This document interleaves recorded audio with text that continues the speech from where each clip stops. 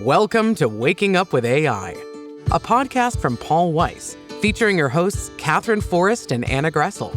The only update you need on AI policy, law, and governance starts now. Hey everyone, good morning and welcome to another episode of Waking Up with AI, a Paul Weiss podcast. I'm Anna Gressel and I don't have Catherine with me today, but we have a lot of interesting things to talk about, starting with a few big policy developments. I don't think we'll cover them in detail, but I wanted to mention we're sitting here at the end of January 2025, and it's a real moment from the AI policy perspective. The Biden administration's executive order is officially out. It's been rescinded. And now we have a Trump administration executive order focused on U.S. innovation and competition. And under that executive order, the leadership of the new administration has 180 days to essentially decide what to keep and what to get rid of from the last administration. So we're going to be in a period of flux for a while. And this tells us that it's possible we'll see some major policy developments even before that 180-day period elapses. But it essentially sets the clock running. So for folks doing their 2025 AI calendar planning, and I know that's a lot of our audience, set your reminders that this summer we'll likely see some really interesting developments on the U.S. side of the pond, in addition, of course, to some major milestones with the EU AI Act. 2025 is definitely off to an interesting start. But putting that aside for the moment, we're turning back today to an important legal issue. That is likeness rights related to people who are deceased. And this isn't like bringing people back from the dead, although I know we could have done a whole Halloween episode on that. But today we're going to talk a little bit about audio deepfakes. I mean, these could be any kind of deepfakes, but let's just take audio as an example for today, which are really not new technologies. And I know Catherine wrote about some particularly thorny scenarios on audio deepfakes all the way back in 2021 for her column in the New York Law Journal. And specifically, she was focused on scenarios where someone's voice was made to say something they didn't say after they had passed away.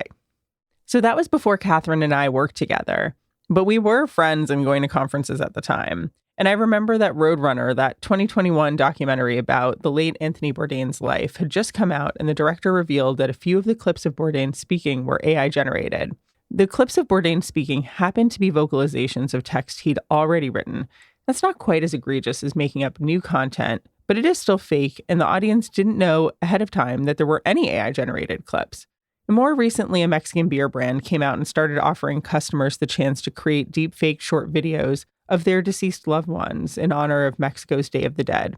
So that's been prompting all kinds of questions about whether there should be safeguards to prevent bad actors from inappropriately using those services to impersonate and defraud people.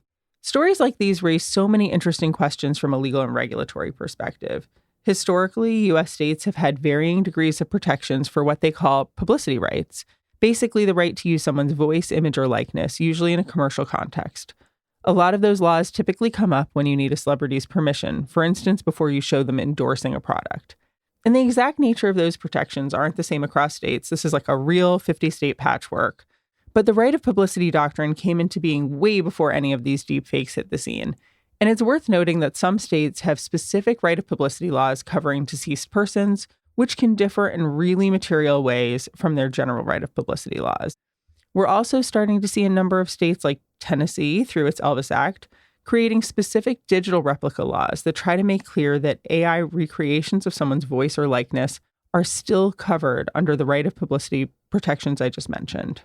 So that is just one piece of the puzzle governing how we use things like voice and the kinds of legal issues that can come up in that context. But it's worth noting that many states have laws governing how companies can handle biometric data, and sometimes, not always, sometimes biometric data is actually used to generate deepfakes and recreate people's voices. So it's an important piece of that legal puzzle. In Illinois, many people know BIPA very, very well in our audience. I know that.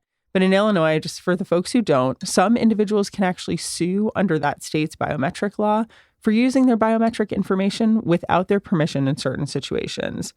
And if the person you're making a deepfake of is deceased, you'd have to think about how those rights, like right of publicity laws or data privacy laws, apply differently.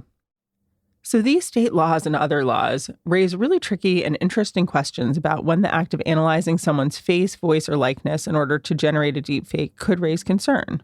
Imagine if someone used a deceased person's voice to confess to crimes they had nothing to do with.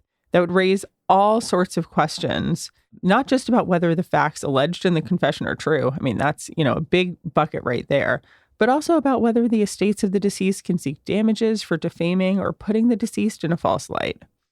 That even assumes it's clear to the court that it's a deepfake. You could easily imagine a future where both sides can't even agree on whether or not the confession from the deceased is a deepfake or is real, and the court might lack the tools to tell the difference. We actually did a whole podcast episode on this, on AI-generated evidence, so I would definitely go back and listen to that if you're interested in this question of how do you even tell in a court if something is true or false, and what does the law say today about that? So the law is going to have to adapt here because the tech is changing really quickly.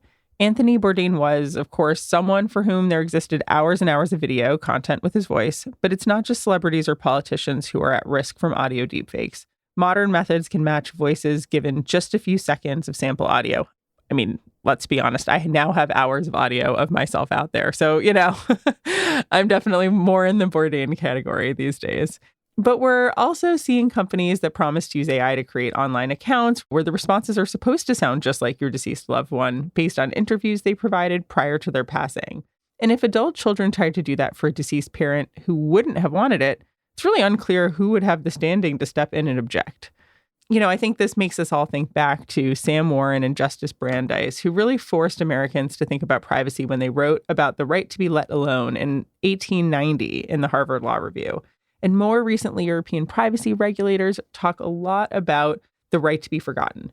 But in 2025, we aren't just struggling with how to shape the right to be forgotten. We're wrestling with how we'll want to be remembered. I think that's all the time we have for today. I'm Anna Gressel. Make sure to like and share the podcast if you've been enjoying it. Thanks for listening to Waking Up with AI. Be sure to subscribe in your favorite podcast app to stay up to date on the latest in AI policy, law, and governance. For more information on Paul Weiss, go to our website at www.paulweiss.com.